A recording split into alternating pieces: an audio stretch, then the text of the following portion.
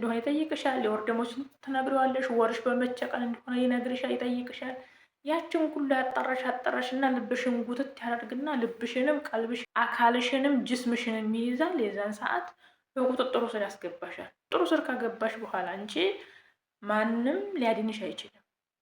በወንዶች ቁጥጥር ስር መግባት የለብንም። ሰላም ጤና ይስጥልኝ። ውድና የተከበራችሁ የዚህ ቻናል ተከታታዮች በያላችሁበት የዓለም ዳርቻ ሰላማችሁ ይብዛል ብያለሁኝ። ይሄንን ቻናል ስታዩ ላይክ፣ ሸር፣ ሰብስክራይብ ማድረጋችሁን አትርሱ።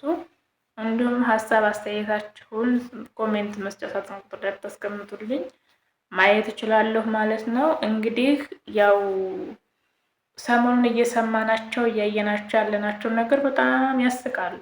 ያው ያስቃሉ እውነቴን ነው ያስቃሉ። አያሳዝኑም፣ የሚያስቁ ናቸው። ምን መሰላችሁ?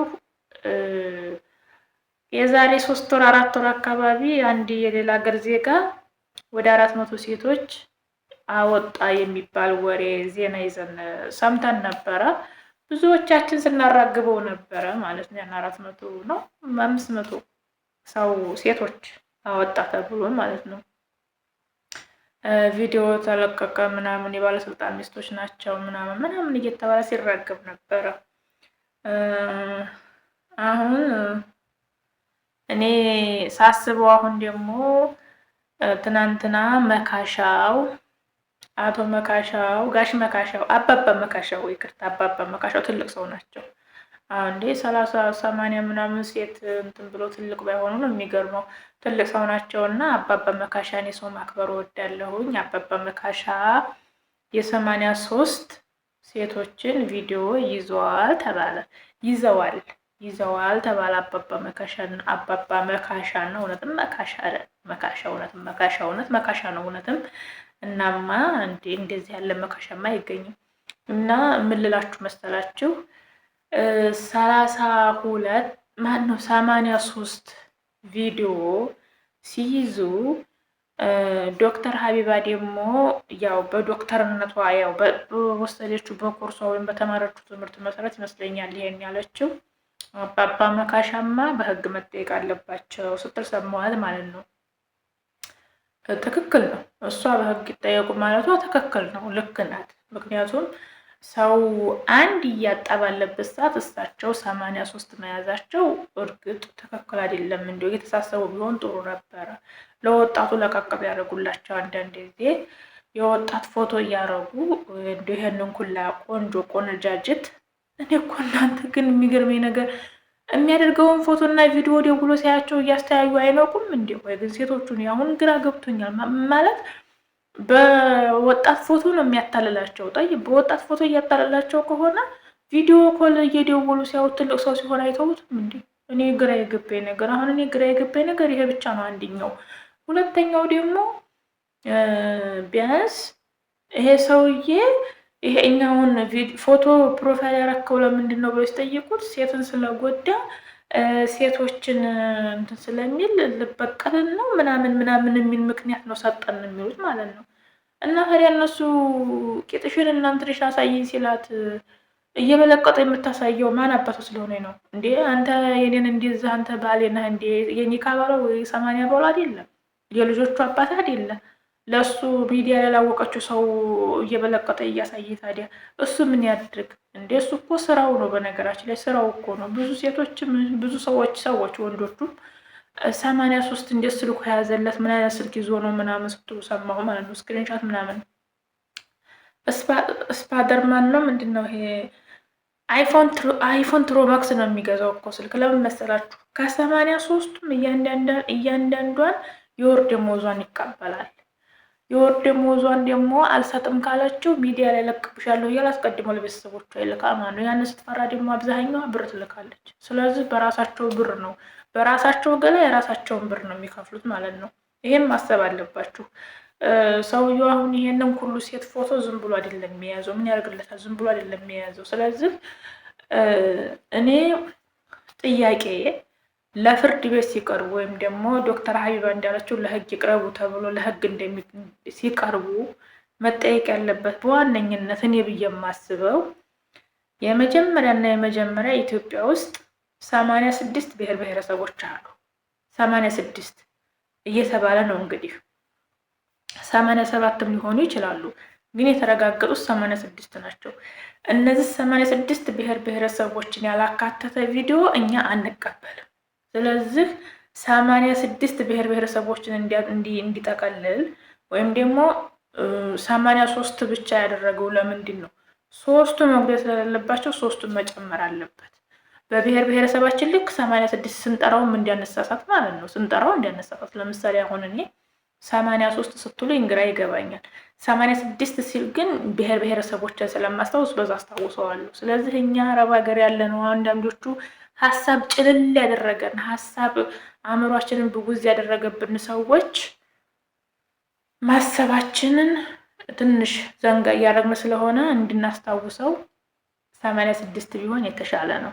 ይሄ እንግዲህ እንደ ቅሬታ ወይም እንደ ጥያቄ ቢቀርብልኝ ለእኔ ደስ ይለኛል። ለእኔ ማለት ደግሞ ይሄ የኔ ሀሳብ ነው፣ እንደ ይህንን ሀሳብ ነው የተናገርኩት። ስለዚህ 86 ለምን አልሆነም ተብሎ ከሆነ ክስ የሚከሰሰው እኔም አለው ፍርድ ቤቱ ላይ እኔም እንግዲህ ያው አጨብጫቢ ተመልካቹኝ እቀመጣለሁ ማለት ነው። ሲቀጥል ደግሞ ወደ ቁም ነገሩ ስንገባ ሴቶች እዚህ ጋር ማሰብ ያለባችሁ የልጆቻችሁ አባት እንኳ ቢሆን በአሁን ሰዓት ማለት ነው። በበፊቱ ችግር ነው። ምክንያቱም አብዛኛው ሰው አእምሮ አልተበረዘም ነበረ፣ ወንዱም ሴቱም።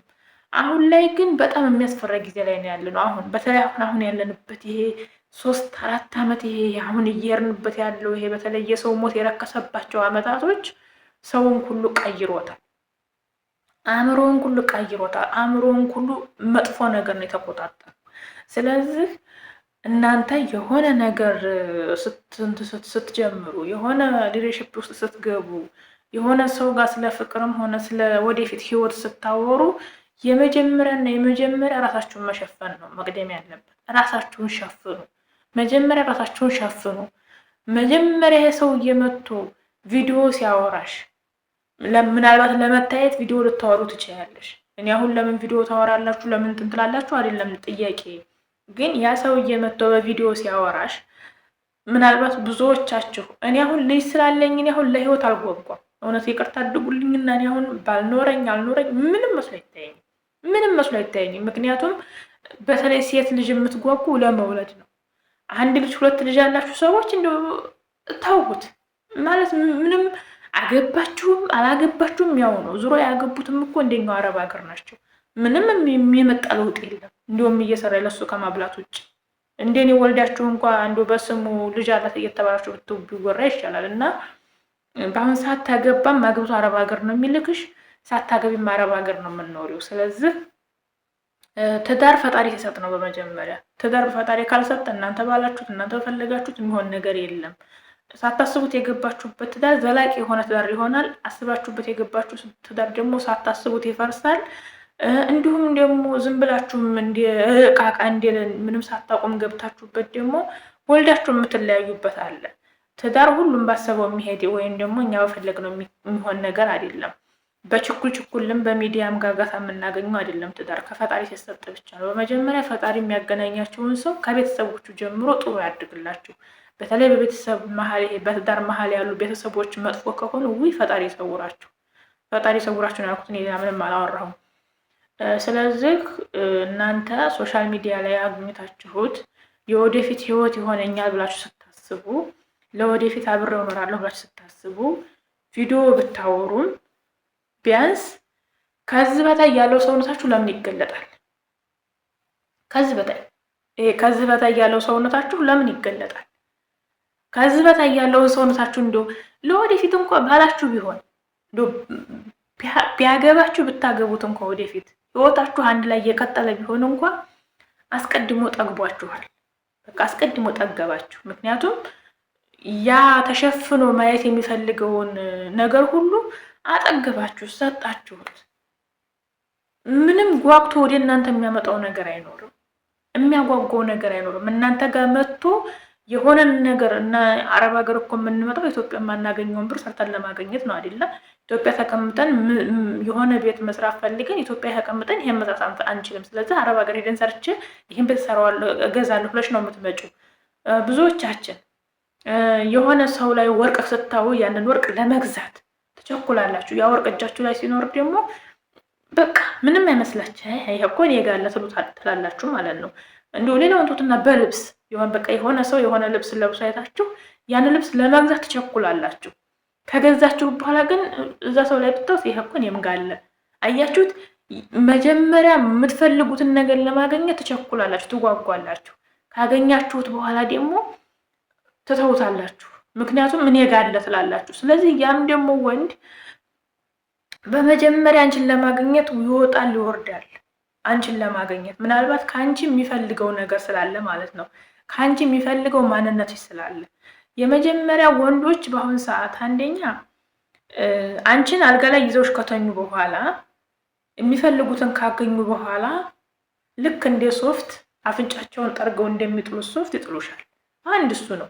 ሁለተኛ ደግሞ በቪዲዮ ስታወሩት አሁን ላይ የተጨማለቀ ጊዜ ላይ ነው ያለነው። በነገራችን ላይ በሴቱም በወንዱም ጭምልቅ ያለ ጊዜ ላይ ነው ያለነው። በቃ የቦካ ጊዜ ላይ ነው ያለነው በአሁን ሰዓት ማለት ነው። እንደው እኔ ራሱን ተቆጥቶ ራሱን ቀጥቶ የሚኖር ከመቶ አንድ ሰው ይኖራል ብዬ አላስብም። ምክንያቱም የምናየው ነገር ሚዲያ ላይ ብቻ የተለያዩ ቦታዎች ላይ የምናያቸው ነገሮች በጣም ከባድ ነገሮች ናቸው። እኔ ጊዜውም እንዳለ ጊዜው ላይ ያለ ነው እኛ ሰዎች ነን። ስለዚህ በሚዲያ ላይ መጥቶ ማሬ ፍቅሬ ጧት ደውሎ ቁርስ በላሽ፣ ምሳ በላሽ፣ ራት በላሽ፣ መቅሰስ በላሽ እያለ የሚጠይቅሽ ሰው ሆድሽን እየገመተ መሆን እንዳለበት ወቂ። ሆድሽን እየገመተሽ ነው። በቃ አራት ነጥብ። አንቺ ስለመብላት ስላለመብላት ተጨንቆ አይደለም፣ ወይም ደግሞ የአንቺ አለመብላት አንቺን ይጎዳሽ ብሎ ተጨንቆ አይደለም። ይሄንን ብሎ የሚያስብላችሁ ይሄንን ብሎ የሚጨነቅላችሁ ምናልባት ወየኔ ካባላችሁ ከሆነ ወየኔ ከሚስታችሁ የ80 ሚስታችሁ ሚስቱ ከሆናችሁ የ80 ባላችሁ ከሆነ በቤተሰብ አውቁት። በስነ ስርዓት ተጋብታችሁ አብራችሁ ክፋትንም ደግንም ክፉንም ማየታችሁ ብዙ ነገሮችን አሳልፋችሁ አብራችሁም ኑራችሁ ግን የህይወት ጉዳይ የችግር የሚባለው ማጥስ የሚባለው ነገር አራርቋ ኑሯችሁ ከሆነ ምናልባት አመት 2 አመት አብረሽው አግብተሽው ያንቺን ገላይቶ የሱን ገላይተሽ ይሄ አዲስ ያልሆነ ነገር የሆነ ሰው ላይ ሆናችሁ ያ ሰው ደውሎ በላሽ ጠጣሽ ቢልሽ ትናንት የነበርሽበት ስለምታስቢው ምንም ችግር የለው ቢጠይቅሽ። ያ ሰውዬ ያንን ለምሳሌ ባልሽ ጋር እያወራሽ ልብስ እየቀየሽ ሊሆን ይችላል፣ ምን ሊሆን ይችላል። እኔ አሁን ባላችሁ ጋር ስለሆናችሁ ቪዲዮ አውሩ፣ ራቁታችሁን አሳዩ እያልኩ አይደለም። ምክንያቱም እናንተ የምታስቡት ትናንትና የነበረ ባላችሁስ እንደሆነ ትናንትና የእናንተን ገላ ሁሉ ያየው ብዙ ነገር ያደረጋችሁ እንደሆነ